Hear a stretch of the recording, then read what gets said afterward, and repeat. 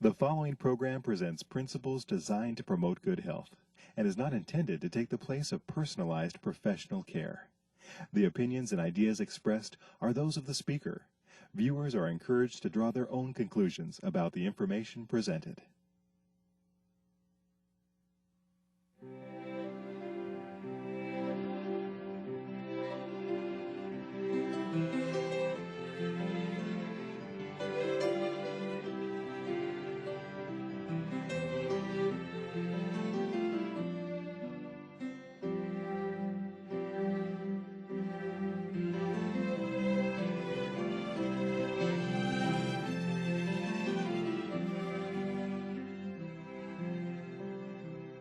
Hello and welcome to Health for a Lifetime. I'm your host, Don McIntosh, and today we're going to be talking about breast health. And talking with us today is Dr. Christine Salter. She is in family medicine in St. Louis, and you've practiced there about 5 years, 6 years, right? Yes, that's correct. And you have a rich background. You've done, you're a doctor in chiropractic, Yes, as I well am. as you've worked with, natural medicine. You bring a great blend of lifestyle approaches along with traditional medicine Absolutely. all together. And not only that, you're a mom. I am. And Two everybody children. knows that someone that's a mom knows everything. We do. I mean, so, always when I worked in the hospital, the nurses that were always the best, they'd raised a family. They didn't even get flapped by anything. So That's right. we're glad you're with us. We're going to talk about a very important, subject today, and that is breast health. And normally when we talk about this, we think about, of course, females, but of course males have breasts too. That's right. And they have problems sometimes that can develop. Talk to us about breast health, breast cancer. Where is that in terms of being the cause of death in America, and how important should we take our breast health? Well, if I asked 100 women what they think is going to be the number one killer, they would tell me breast cancer most likely. But in fact, it's heart disease, and heart disease kills a lot more people than breast cancer. But breast cancer is deadly. It is the third cancer for women behind lung and colon cancer. So a lot less women die from breast cancer compared to heart disease, but it is significant. And so that's very concerning. It's very concerning. And so what are the types of things that we can do to, again, we've talked about some other cancers. We talked about colon cancer, and we said that that's something that can develop over a long amount of time, maybe 7-10 years. How long does it take to develop a palpable or something you can feel, breast cancer? It depends on the type of breast cancer. You've got the very aggressive types, and that could really develop in just a few months. I've had patients where, within a very short period of time, that they've felt a lump in the breast. Other types of cancers can be there for years, and just very slow growing. And so either way, we want early detection. We want women and men to become familiar with what's normal for them, because everyone's breasts are different. When is it that you start being concerned about this? What age should people really start worrying about this? Well, or being aware of this, maybe is a better word. Well, women between 40 and 50, their number one killer is breast cancer. But we don't need to wait until you're between 40 and 50. And so once you go through puberty, we want young ladies to become familiar with their breasts, and when we say palpate their breasts and feel the breasts to make sure that they know what's normal for them. Some women have lumpy breasts. We call it fibrocystic change. It used to be fibrocystic disease, but we know that's not a disease. It's just that some women have lumpier breasts than others. So even if you have fibrocystic change, you can still examine your breast and say, well, this is what's normal for me. And then if there's a change, you're not really going looking for a cancer.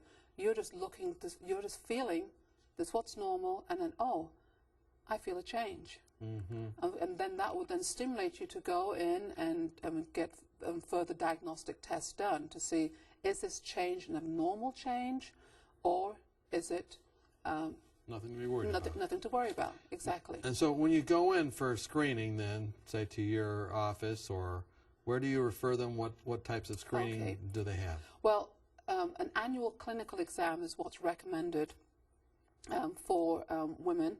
Usually we say starting at age 18 or 21. And so that means the physician will actually do that breast exam.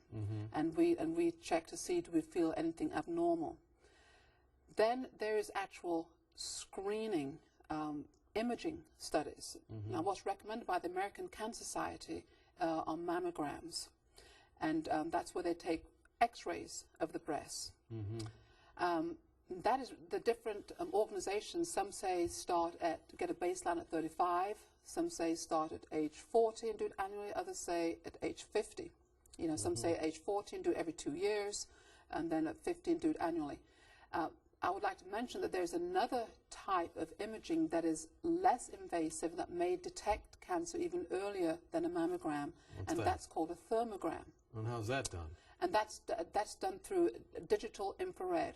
So the breasts are not traumatized and they're not exposed to radiation. And so I personally prefer to do a thermogram, and that's what I did myself. And had a whole body thermogram done that would look not only at the breast but at the entire body. And thermogram, does that mean like a heat sensing thing? It's heat sensing because a malignancy or a cancer is very vascular, a lot of circulation. And it's like when you sprain an ankle and you have a lot of circulation, it's very warm.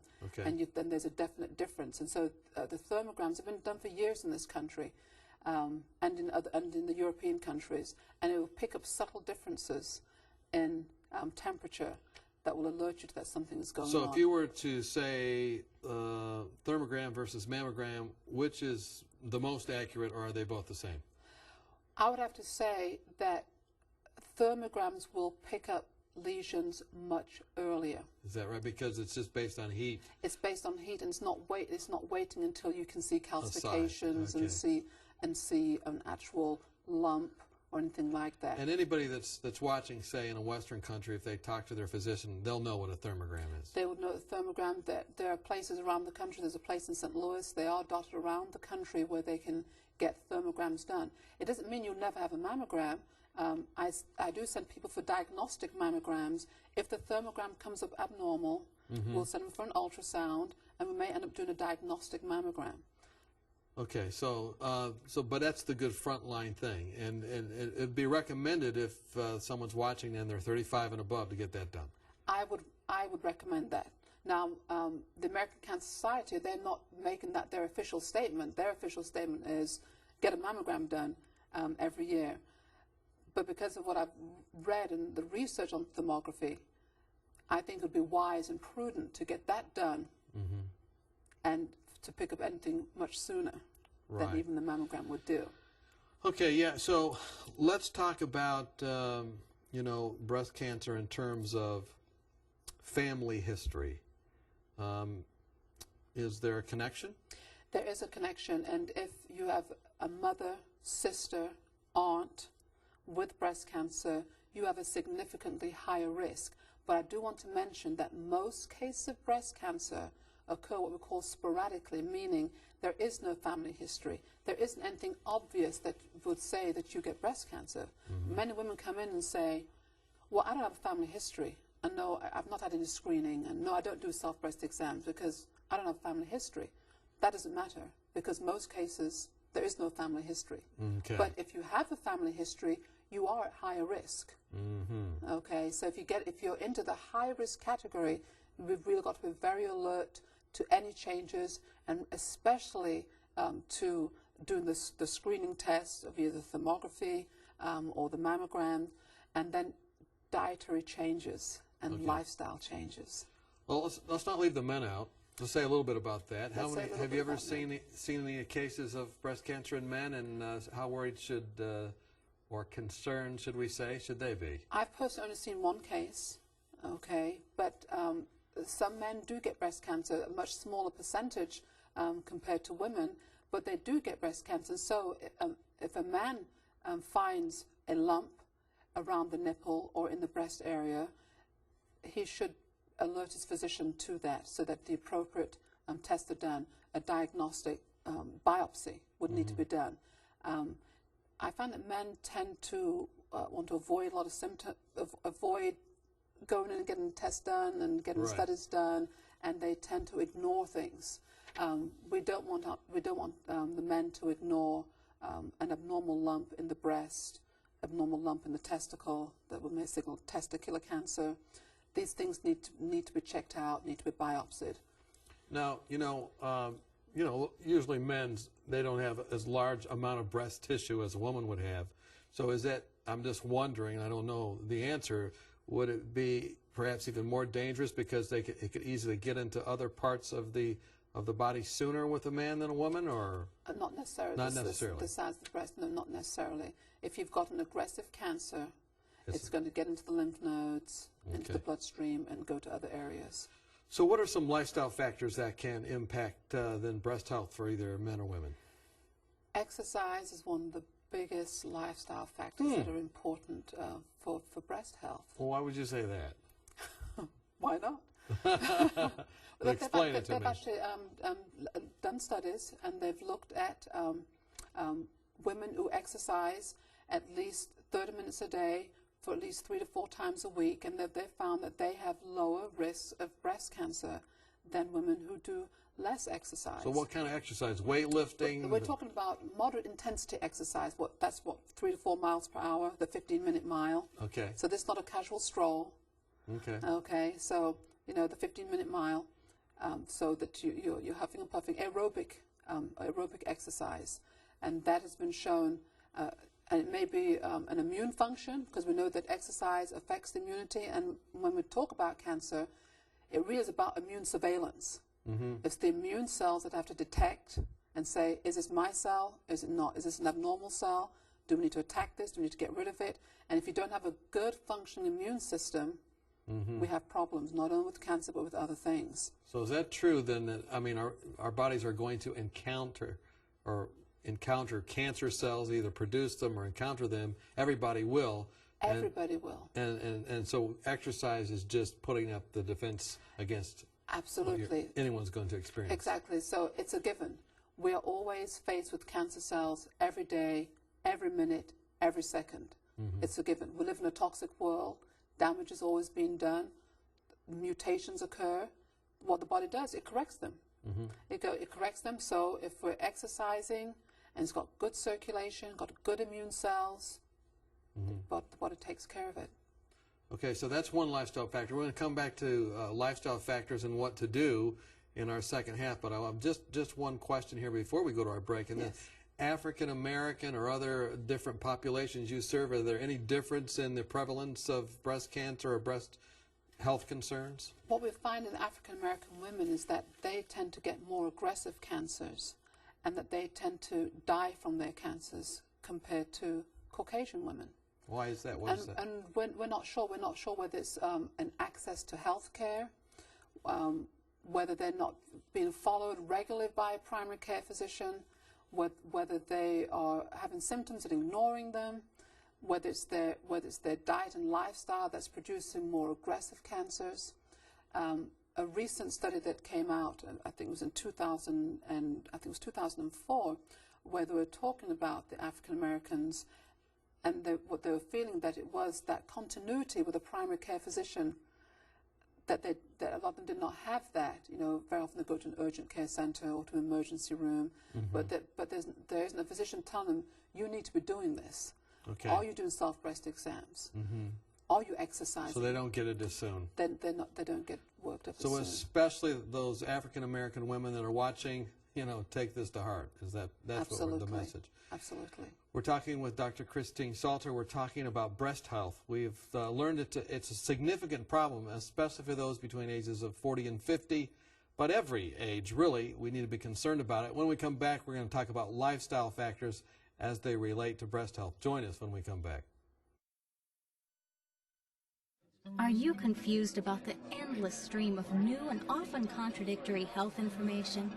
With companies trying to sell new drugs and special interest groups paying for studies that spin the facts, where can you find a common sense approach to health? One way is to ask for your free copy of Dr. Arnott's 24 Realistic Ways to Improve Your Health. Dr. Timothy Arnott and the Lifestyle Center of America produced this helpful booklet of 24 short, practical health tips based on scientific research and the Bible that will help you live longer, happier, and healthier. For example, did you know that women who drink more water lower the risk of a heart attack?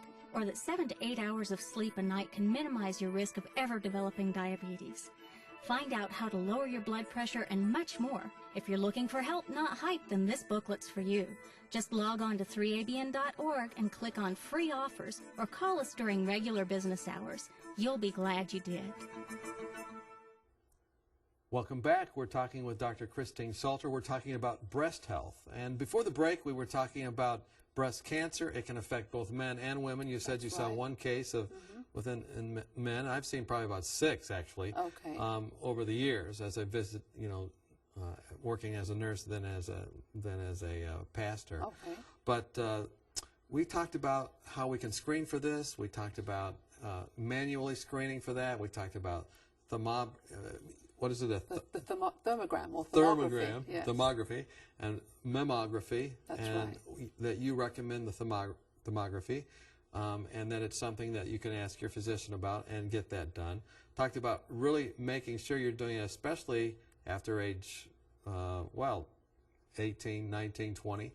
Do self-breast exam. Self-breast exam and doing that and just recognizing that, and then every once in a while having, or once a year after your age 35, was it? Well, 35 we want to get a baseline imaging study. Baseline imaging study. And then at 40, then every couple of years to continue that, then after age 50 to have annual studies. And we talked about the fact that African American women many times have more aggressive cancers, or they're caught later, perhaps because they don't have the access or they're not being cajoled or whatnot. And we're trying to do that with this program, make sure and get checked and get this taken care of to see whether or not there's a problem. Now, what about premenopausal or postmenopausal women? Is there any difference as it relates to breast health? There is a difference, and premenopausal breast cancer tends to be more aggressive. So it's more aggressive, tends to spread and kill compared to postmenopausal breast cancer. But we don't mention that after age 50, the incidence rises fairly rapidly in women. So between age 40 and 50, we said it's the #1 killer, but after age 50, it is more prevalent. It's more prevalent, but not quite as deadly. But not quite as deadly, absolutely. But interestingly enough, women who are obese in the postmenopausal, they have high risk of breast cancer. And do you know why? Well, I would guess that because when you're obese, you have all across the body just a generalized inflammation. But that's right. You've got inflammation. You have insulin resistance. You have more insulin that drives that process. But also you've got all that fat that's converting hormones to estrogen. Okay, and so which feeds cancer growth. It feeds, but it's not just the estrogens that in the postmenopausal time you don't have the progesterone that balances that estrogen. Okay. So now you've got what we call an estrogen dominant state without a balancing from the progesterone that very often can drive that process. So a woman who's postmenopausal and obese is at high risk, and so it's going to be really important that she gets that weight off through diet and exercise.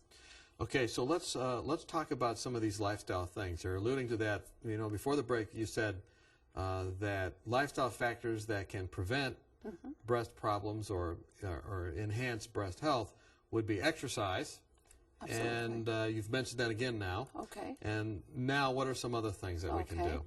Now, the American Cancer Society does mention that any amount of alcohol increases the risk for breast cancer.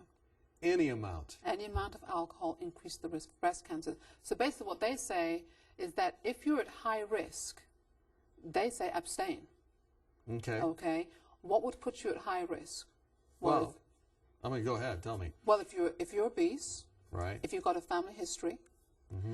Now, there's some other information about breast cancer that might put you at risk, and it's abortion in the teenage years. Really? So if you've had an abortion, you're at much higher risk. As a teenager. As a teenager. And do they know why? The feeling is that when the breasts are the teenagers have developing breasts, or they're in that process of developing, and so then if you've got a baby that's growing, there are lots of hormones, and if it's taken, and if that process is stopped abruptly, you've still got these developing cells, and this hormone that's just floating around, okay, and there's actually an organization that does research on this, that talks about the Abortion Breast Cancer Association. So just simply put, there's so many things going on with those cells because they're developing, then they have the hormones to get ready for the baby, that it's just like a traffic jam, and some of them go haywire and they get cancer. Exactly, because they're growing. So cells that are growing rapidly are at risk. Very vulnerable. Are very vulnerable. So teenage abortion. Teenage abortion, alcohol, anything else? Obesity. Okay, then diet. Interestingly enough, diet, the legumes, the black beans, the chickpeas, they have a specialized fiber that is protective to the breast. They compete with the excess estrogen that may be there. And so they're very, very protective to the breast. Black beans and garbanzos. All the legumes, and also flaxseed. It's the specialized fiber, lignin fiber, that is very protective to the breast. And broccoli, the cruciferous family, they have something called indole-3 carbinol. That actually prevents malignant transformation, in the breast. And so we want women having the foundation of their diets based on legumes, based on vegetables, and we've talked about this in the context of other cancers. But the broccoli, the cauliflower, the Brussels sprouts, those in the cruciferous vegetable families are very important for the breast. Man, I tell you, it's making me hungry, even though you might say I wouldn't need to worry about that too much. Now, we were talking before, in the break, about how there sometimes is a connection between colon cancer and breast cancer. You said there may be some kind of connection. What is that connection? Well, there is a syndrome. It's a familial syndrome where if patients in the family history that someone has colon cancer, it's a genetic syndrome with breast cancer. So that's why it's really important when you go to your physician that your physician will take an extensive family history. They'll want to know about your mother, father, brother, sister, aunt, grandparents, and find out is there that genetic possibility? Absolutely.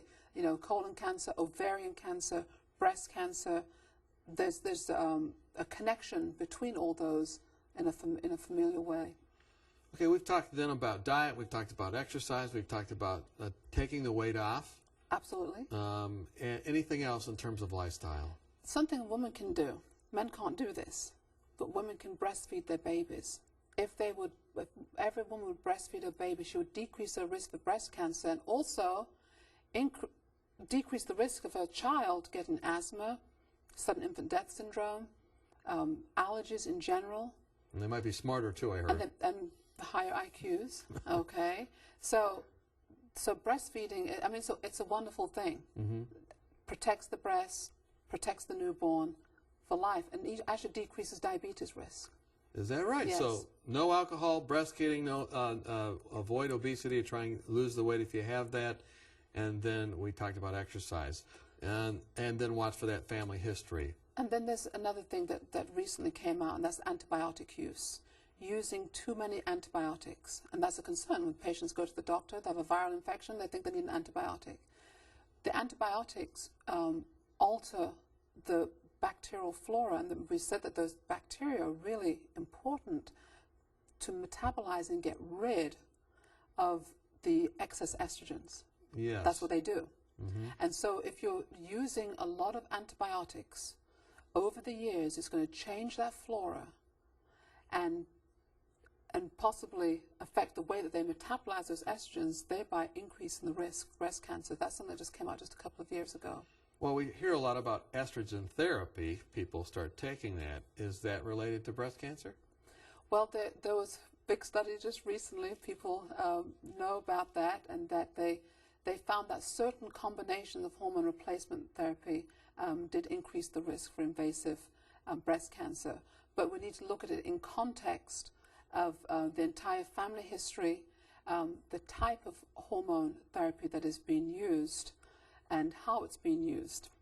So you're saying then to me that there are some people that you put on that estrogen therapy through, but you only do it once you look at those factors.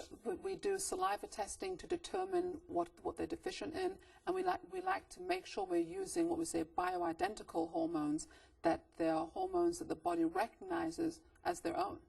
And so we do appropriate either blood testing or saliva testing to know exactly what the hormonal status is. Let's talk about the woman that has developed breast cancer.